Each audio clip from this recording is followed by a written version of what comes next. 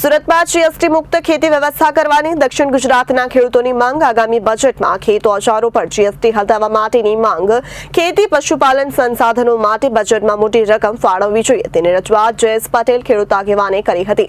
આ અંગે ખેડૂત આગેવાન જયેશ પટેલે અન્ય પણ જણાવ્યું હતું. સુરતમાં જીએસટી મુક્ત ખેતી વ્યવસ્થા કરવાની દક્ષિણ ગુજરાતના ખેડૂતોની માંગ. આગામી બજેટમાં ખેત ઓજારો પર જીએસટી હટાવવા માટેની માંગ કરાઈ છે. ખેતી પશુપાલનના સંસાધનો માટે બજેટમાં મોટી રકમ ફાળવવી જોઈએ તેવી રજૂઆત જયેશ પટેલ ખેડૂત આગેવાન દ્વારા કરવામાં આવી હતી. આ અંગે ખેડૂત આગેવાન જયેશ પટેલે જણાવ્યું કે ગુજરાતમાં છેલ્લા એક વર્ષમાં રેકોર્ડ બ્રેક 1 લાખ ટ્રેક્ટર વેચાયા છે. દક્ષિણ ગુજરાતમાં ખેડૂતોનો મુખ્ય પાક શેરડી છે. ખેડૂતો ખાંડની ઉપજ 42 રૂપિયા પ્રતિ કિલો થાય તેવી માંગ કરી રહ્યા છે. ખેડૂતોની આવક બમણી કરવી હશે તો ઉત્પાદન ખર્ચ ઘટાડવો પડશે.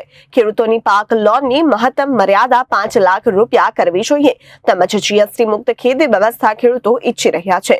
ખેતી પશુપાલનના સંસાધનો માટે બજેટમાં ખૂબ સારી રકમ ફાળવવી જોઈએ તો જ આ દરેકનો સમૃદ્ધ વિકાસ થશે. સરકારે ફુગાવાનો દર ભાવ વધારાને ધ્યાને રાખી પાક ધિરાણની રકમ ઓછામાં ઓછી 5 લાખ રૂપિયા કરવી જોઈએ. જયેશ પટેલ ખેડૂત આગેવાન. આવતીકાલે દેશનું બજેટ જાહેર થઈ રહ્યું છે અને સ્વાભાવિક છે કે જ્યારે મહત્તમ વસ્તી ખેતી અને ગામડા પર આધારિત હોય ત્યારે ખેડૂતો ખૂબ જ અપેક્ષા રાખી રહ્યા છે.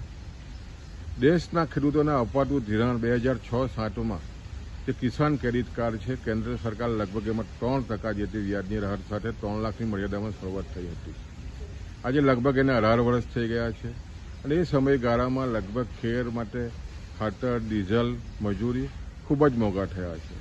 એટલે અમારી ખાસ વિનંતી છે કે ફુગાવાને ધ્યાન રાખીને આગામી દિવસમાં જે કિસાન ક્રેડિટ કાર્ડની જે મર્યાદા છે એ 5 લાખ કરવામાં આવે અને ખાસ કરીને રાજ્ય સરકાર પણ ગુજરાતમાં જ્યારે 4% રાહત આપતી હોય ત્યારે સ્વાભાવિક છે ખેડૂતનો ખૂબ જ મોટો ફાયદો આ કિસાન ક્રેડિટ કાર્ડથી થતો હોય છે. એટલે અમારી જે માગણી છે કે 5 લાખ રૂપિયાના કિસાન ક્રેડિટ કાર્ડની જે રીતની મર્યાદા છે એ લંબાવવામાં આવે.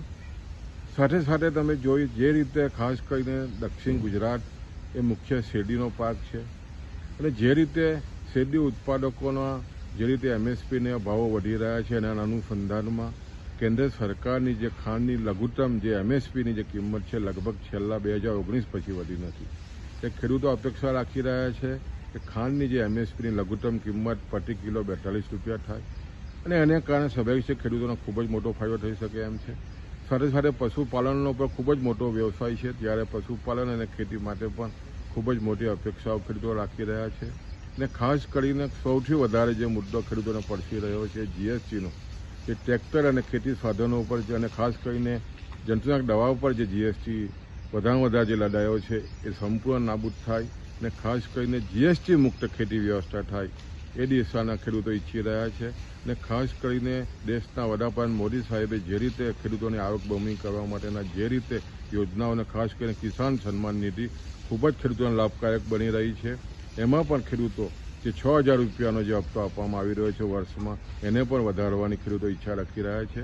અમને ચોક્કસ વિશ્વાસ છે કે ખેડૂતોની જે આવક ડબલ કરવામાં કેન્દ્ર સરકાર જે યોજનાઓ મૂકી રહી છે એના અનુસંધાનમાં બજેટમાં ખેડૂતોને ખૂબ જ મોટો ફાયદો થવા અમે આશા રાખી રહ્યા છીએ. રિપોર્ટર હિતેશ પ્રજાપતિ, જનાદેશ, સુરત.